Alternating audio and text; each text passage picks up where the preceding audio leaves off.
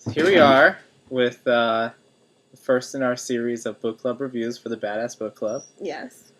Evan. I'm Liz. Today we'll be discussing Animorphs number 1, The Invasion. First Animorphs book. Yes, our first book club book. Big deal. Yeah. Our first BCR, book club review. So, basic plot, in case you never read Animorphs before for some reason. Which you are missing out if you haven't. Clearly. You'll have jump on it. Absolutely. So, a bunch of kids hanging out at the mall. They all know each other. Walk through an abandoned construction site against their better, knowledge or whatever, judgment. And an alien ship crash lands. Some centaur-looking thing pops out. Gives them magical morphing powers, and they have to fight evil slugs. Mind space. slugs from space. They're like a DC villain. Yes. Mind slugs from space. So they're called the Yerks or the Yerks. I think they're Yerks, right? Yerks. Yeah, I don't know. Ebook I read. Based on the knowledge from the Nickelodeon television show, I would say Yerks. Yeah, and the ebook I read had a million spelling errors. So I'm not really sure. It was Agreed. T's for I's and stuff. Anyway, so we got Jake, Tobias, Rachel, Marco, and Cassie, right? Yes. Yeah. So Animorphs, at the basic level, is a pretty simple book. Your basic teenage superhero book. Basic I got powers from space book. Yeah. I met aliens, which every kid wants to do. Right. But, there's a certain level of complexity. Not a complexity, but I would say well-thought-outness in the book. All right, we have Kay Applegate wrote the book. She's a pretty good writer.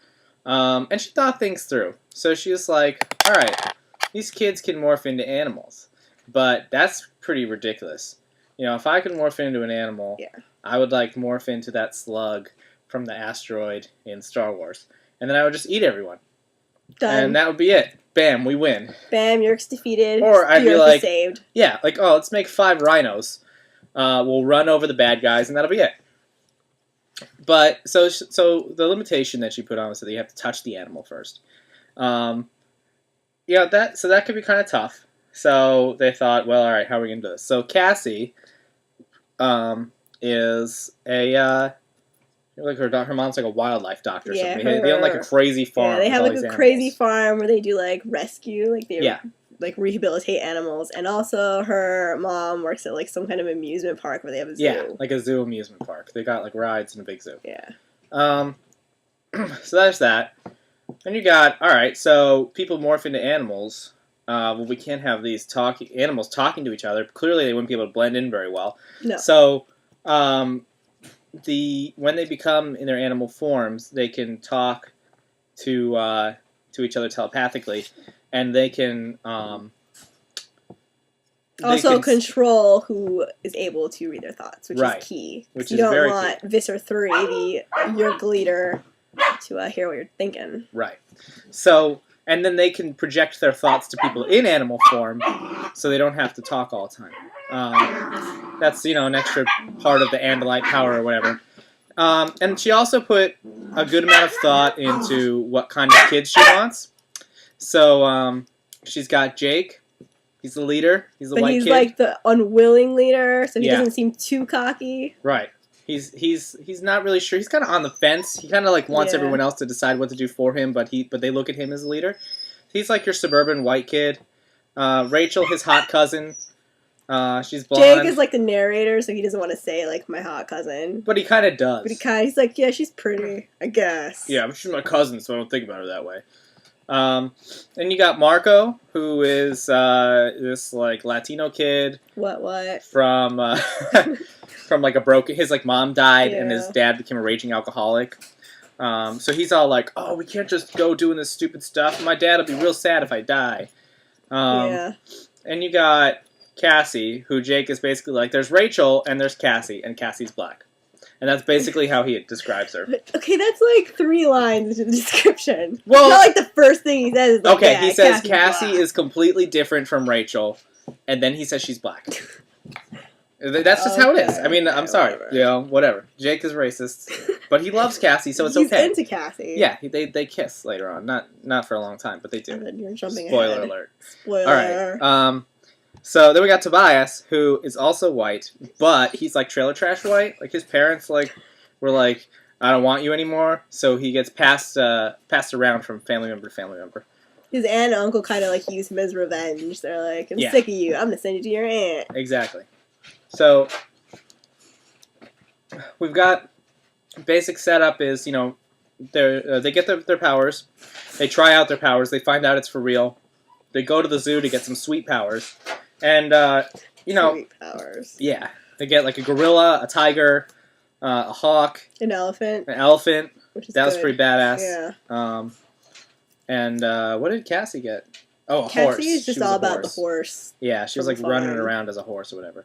So, all right. So, let's see. So the Yerks, they get it. They're looking for the kids that were at the construction site.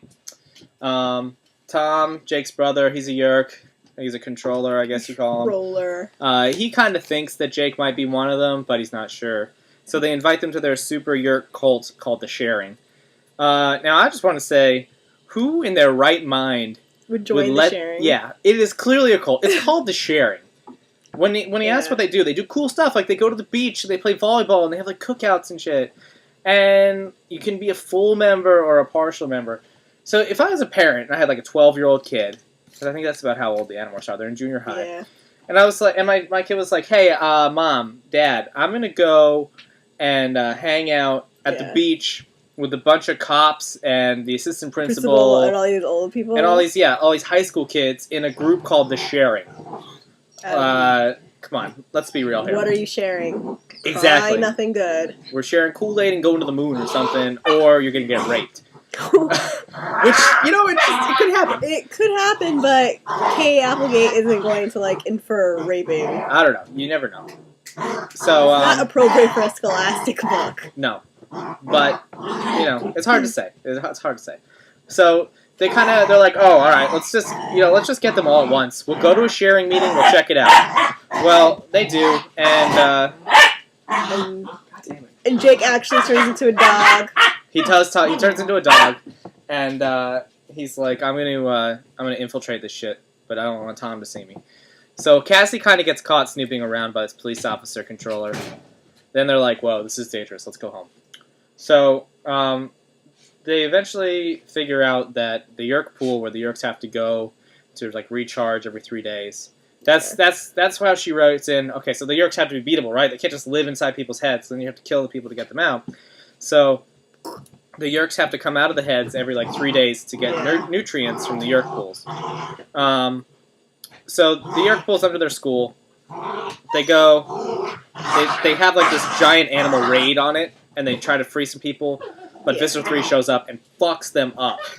Hardcore. He kills a bunch of the people that they free. Only one gets out, and they're probably going to find her and kill her anyway. I don't know what the point of that was. Yeah. And, they try to get out Jake's brother. Yeah.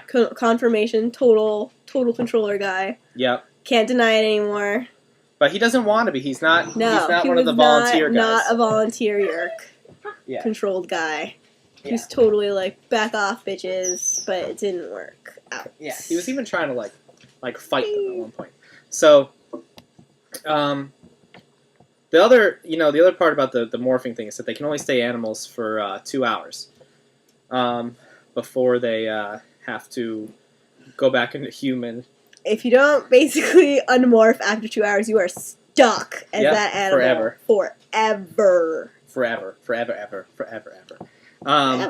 So, guess what? Tobias, no one really cares about him, so he gets stuck as a hawk. Yeah, he's the kid with the shitty family, so Yeah. it's okay if he's stuck as an animal, no one's gonna notice. So, Jake comes downstairs, or he wakes up, and, like, Tobias is in his room as a hawk, and he's like, whoa! Bro. Yeah, what happened, bro? I'm so glad you got out. I was worried about you.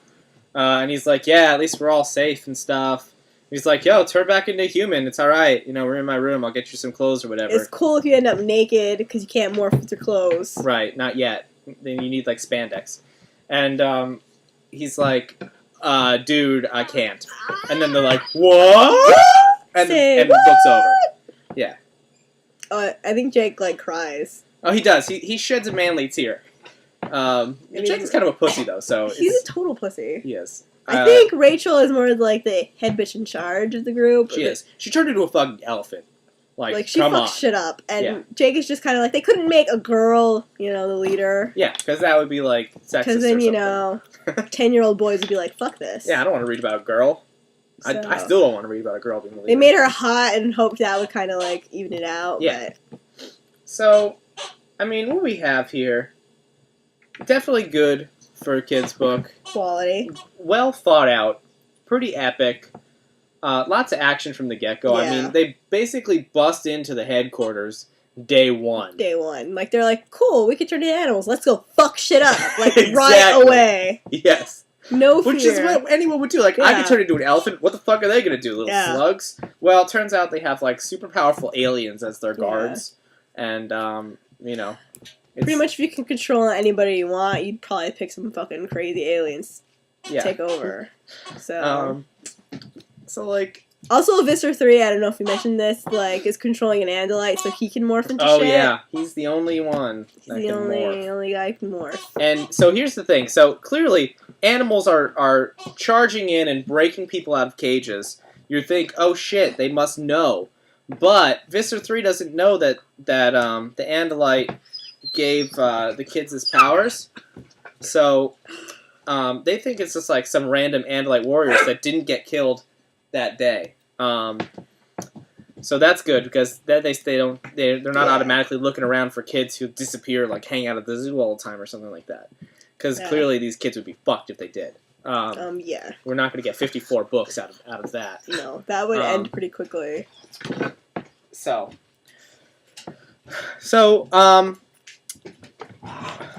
you know, it's well thought out. It's a long series, but it's only like 100 pages each. So, you know, you have to kind of be in the right mindset to read it.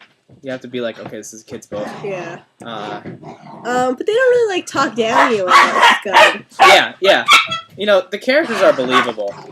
They're concerned about their fate. They're concerned about dying. Except for Tobias, who's just like, yes, we need to do this. Yeah, he, like, is, like, crazy. Like, from the get-go, he's like, fuck, this is an alien, and we are bros, and I'm gonna die for this dude. Yeah. And, you know, Cassie's like, oh, I'm going to take you to the secret part of the zoo, but, oh, I hope my mom's not there, because I'm going to be totally grounded, and that would suck. I can't really fight Visser 3 if I'm, you know, stuck in my room. Yeah, but, I mean, if she's stuck in a room, she can turn into a fucking horse, run out the wall, and be like, Mom, I'm fighting aliens. Look, I can transform into a horse. I was going to suggest turning into, like, a bug and sneaking out. But... Oh, that too. You know, she can turn into a lizard like Jake turns into, like, a tiny iguana. You know, there's definitely a high amount of stealth. Practical if you don't want to, like, get doubles out of it. I think Jake turns into a bee later on. I remember one of the covers. Yeah. You know, and the covers are awesome. I'm going to put a picture of the cover at some point in this video. How about right now? It's like this 10-year-old kid morphing into a lizard or something. And then they continue to do that with each new morph that they learn in that book or something. So, you know, the first, like, 5 books are, like, the basic morphs that they have. Then they get kind of, you know, creative. So be prepared. We're gonna keep reading. Be prepared for sensational news. Yeah. If anyone wants to join our book club, all you have to do is post a video response. You know, we're going to do about once a week. So next week or the week after, we'll be doing Animorphs number 2. I think it's called The Visitor or something. And Rachel narrates that one. Yeah, Rachel narrates that one. It's pretty awesome.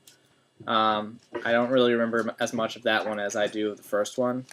Because it's Rachel, started. You know, whatever. Oh, she already started. Bam! I read like 3 pages. I'm not really that impressive. I just know what happens at the beginning. Okay. I won't spoiler it like you did. Okay. So any other points to discuss? I can't think of anything. I think we kind of covered the whole plot. It's not that long of a book. Yeah. Which is a plus when you're a kid. We'll get into more discussion about the further ones more than just the plot. But you know, this is the setup book. There's not setup. You know, they get their powers, they fight some shit, they lose, they think, oh man, this is heavy. and that's about it. So Yeah. the Badass Book Club, BABC, BABC. BCR #1. I would give it a thumbs up. Thumbs up. 2 First thumbs up. book. First book, badass. Badass. This is the bad. Ass. This is the ass. All right, so Evan, Liz. have a good day.